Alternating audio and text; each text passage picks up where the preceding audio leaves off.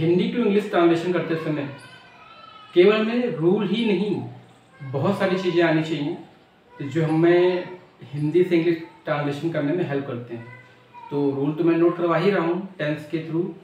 कुछ एक्स्ट्रा चीज़ें देख लेते हैं जो बार बार आते रहते हैं और हमें प्रॉब्लम देते हैं। आइए पहले देखते हैं क्वेश्चन वर्ड कि किस क्वेश्चन वर्ड, किस हिंदी क्वेश्चन वर्ड के लिए हम कौन सा इंग्लिश क्वेश्चन वर्ड यूज़ करते हैं।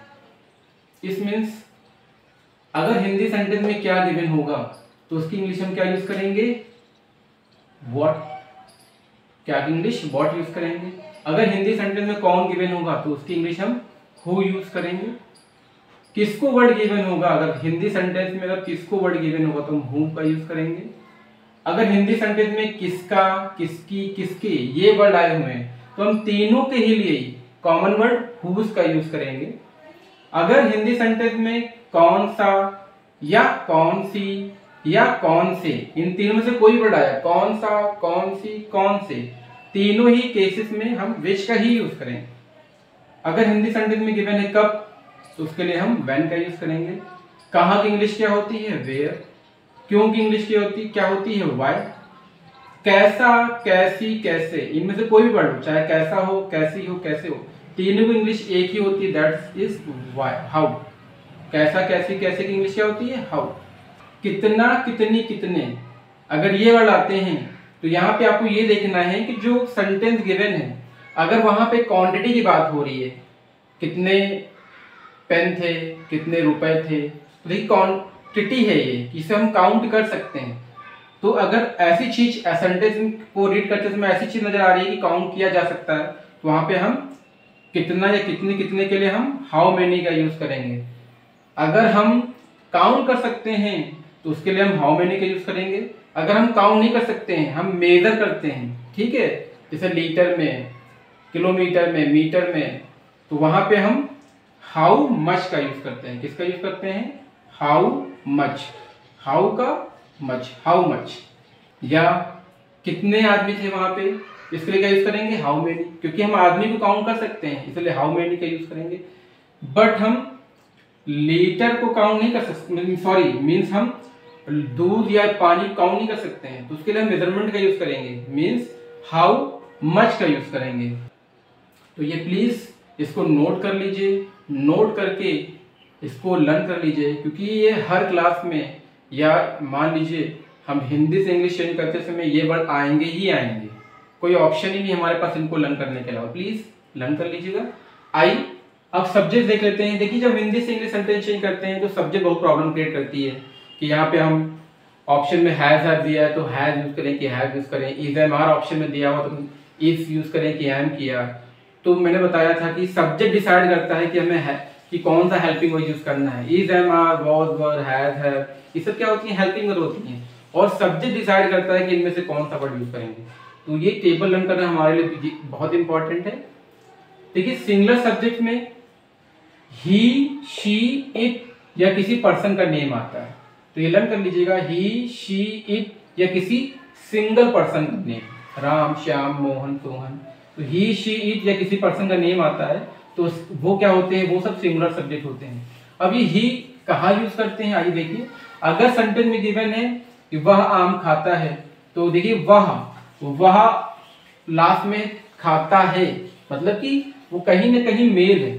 अगर फीमेल होती तो वह आम खाती है होता, तो अगर वो मेल है, सेंटेंस को रीड करने में लगता है कि वो मेल है तो हम ही का यूज करेंगे।